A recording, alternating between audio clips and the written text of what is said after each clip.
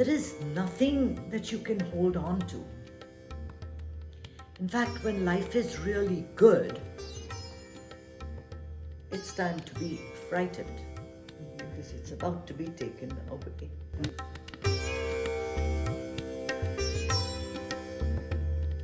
With just one mantra, it's okay. To have something, you have to fiercely guard it.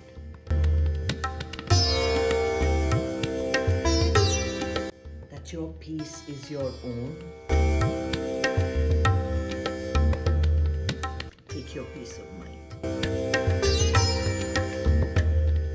A little fear is good. Nothing remains. Stay present.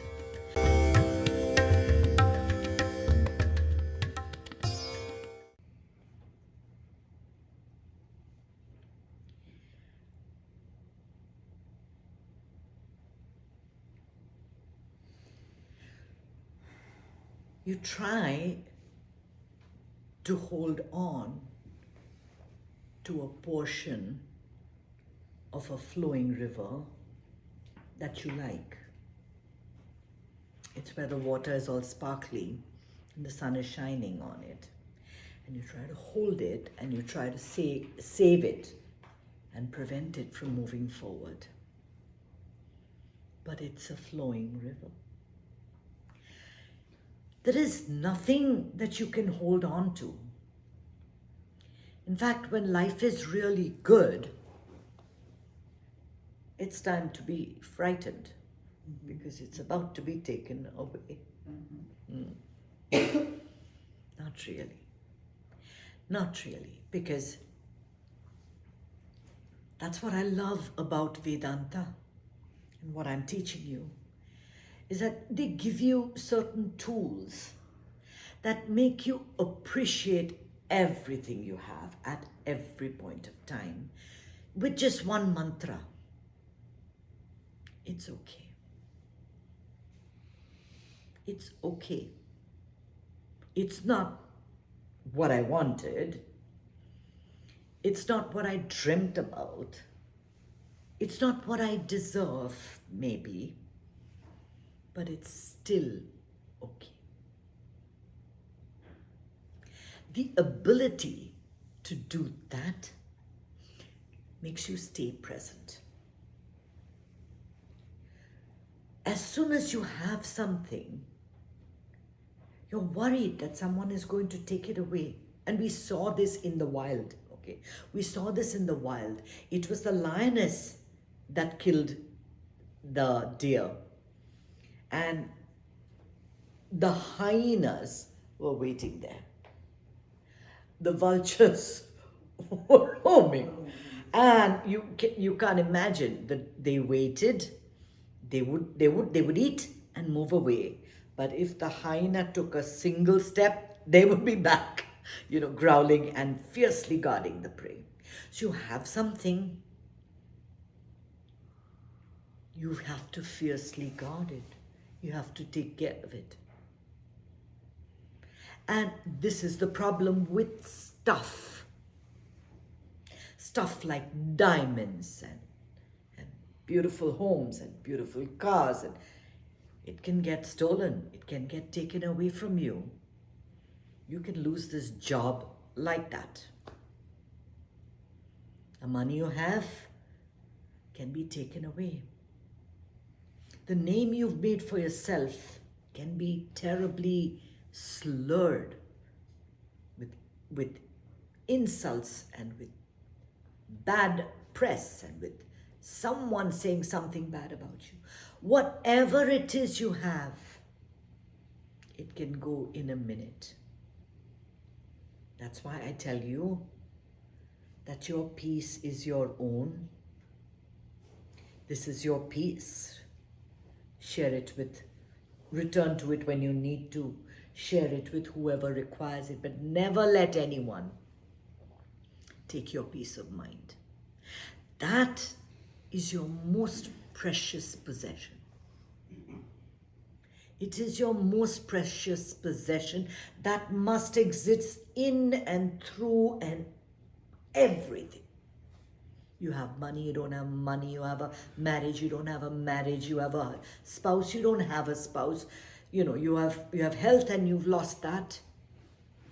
Everything goes, including your breath. In the future, nothing exists, but has any one of you ever got into the future? No. All fears, all loss about the future is nothing other than a story in your head. It is you weaving a whole story about what happens when I lose this, if I don't have money to retire on, if I don't have money to take care of my illness, if I don't have money to take care of my children, if I don't have, health for this, if I can't take care of myself, who's going to look after me? All this thing of losing stuff is a story in your head, because if it's happening now, you're going to be taking care of it. I can guarantee you that. Because action in the moment is inevitable. You have to act. You can't have a fire around you and just sit and say, okay, God will come and save me. You will run. You will run.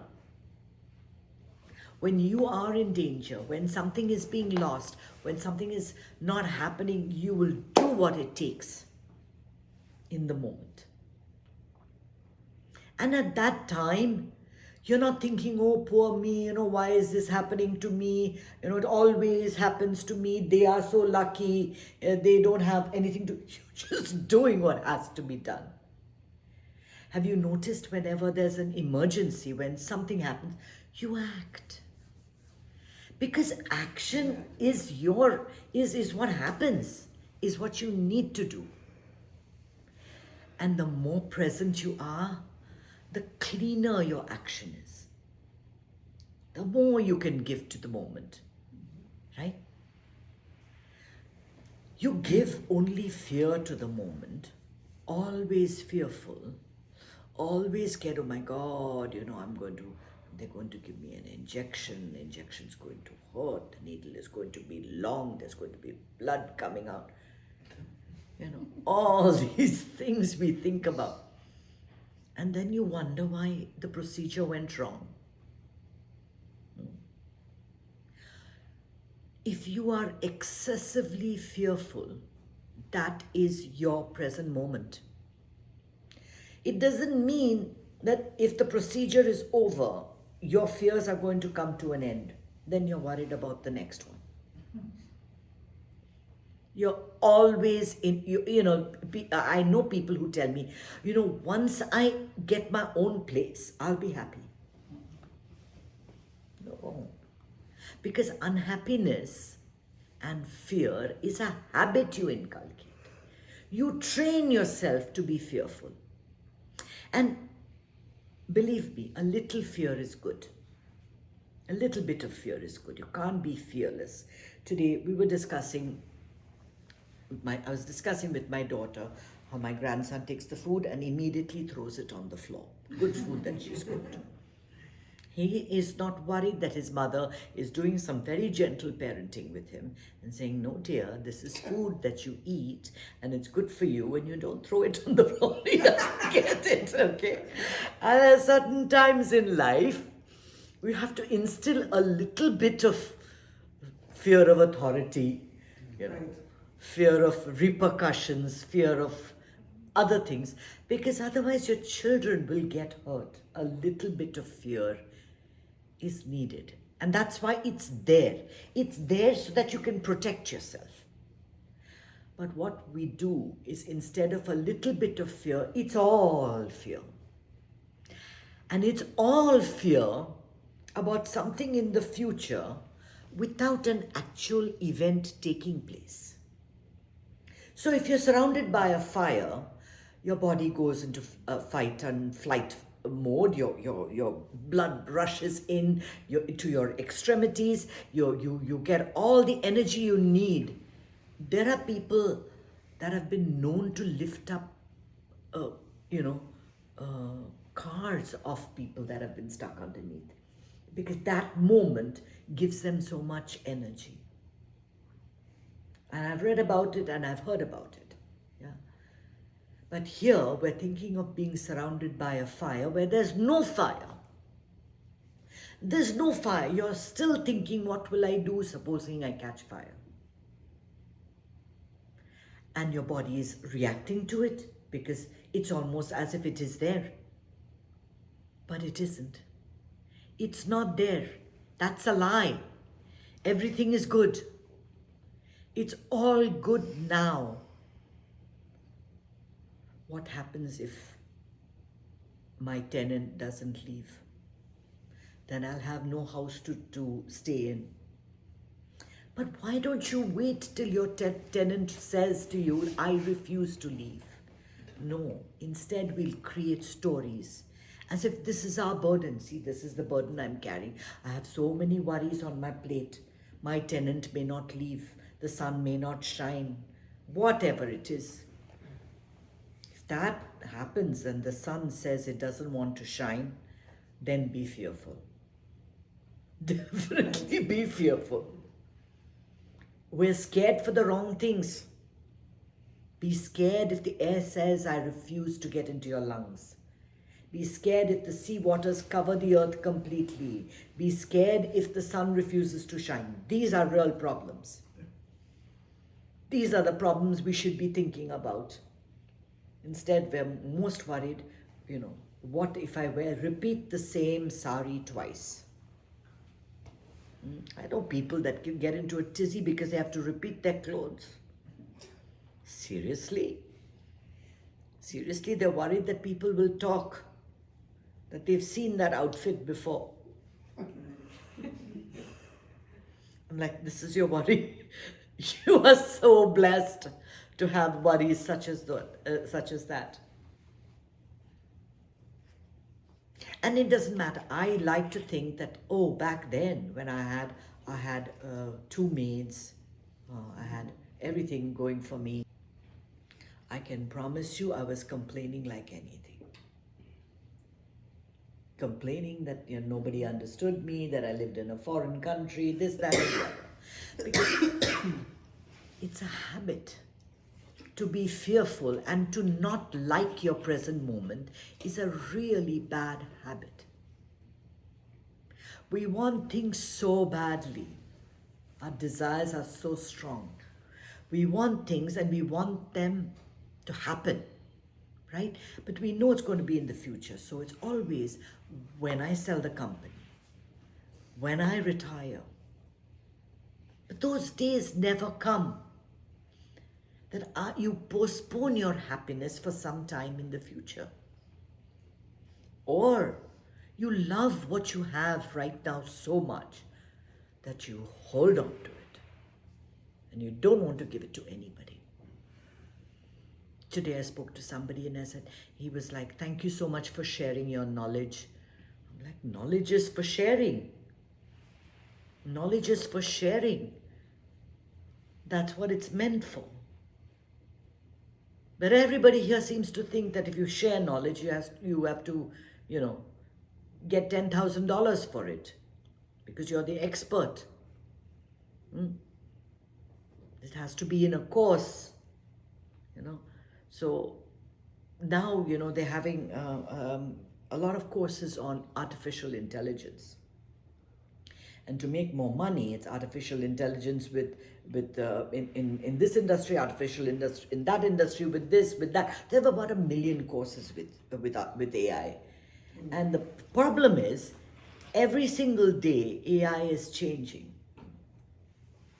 AI is changing, and you can never hold on to the best information because whatever you have, it's obsolete in a week's time. Everything has to be bought. Everything has a price tag. Everything is... No. This knowledge is free. The air you breathe so far is free. The sunshine is free.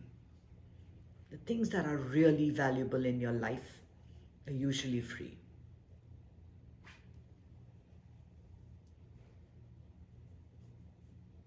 What do you value? You value the things that have a dollar amount on it, your gold, your money. Money has to be there in the future. And there are so many people. I know that there's a church, an evangelical church, that I recently started a program where they take your money for your next life, to get your place in heaven. So they're taking bookings for heaven. And people are paying. They are paying. Can you believe it? I thought it only happened in India. So we had one guy who had this amazing scheme. They call it the Agama scheme. Nityananda was very well known. We send funny videos to each other because he's such a crazy person. But he started this scheme where he said he has Brahmins contemplating your death and where you're going to be born next. So give it to us. We'll hold the money for you and give it to you on your birth.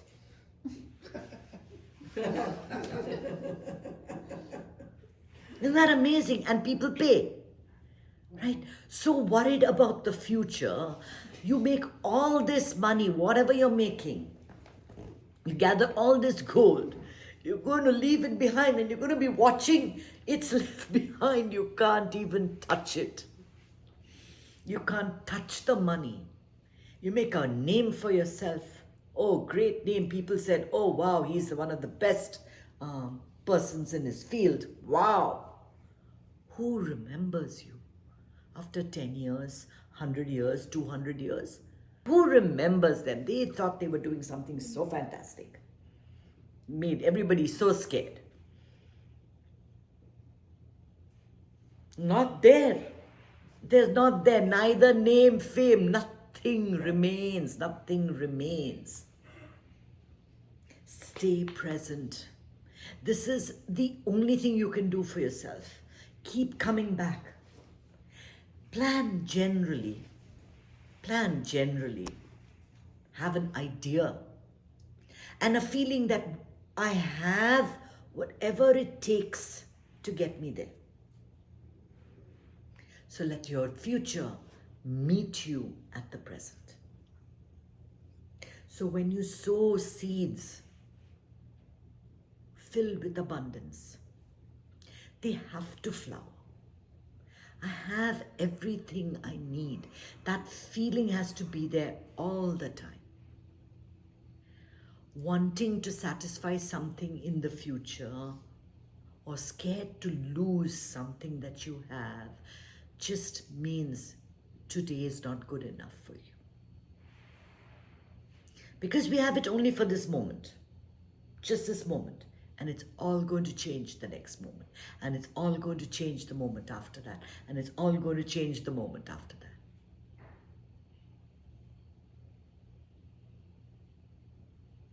This moment is a gift from the divine.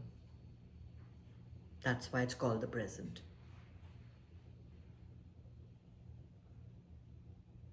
Cherish it. Live this moment completely in faith, knowing that your destiny will come anyway. Whatever it is going to come and meet you right here. You're not going anywhere. It's going to be right here in this place, here and now.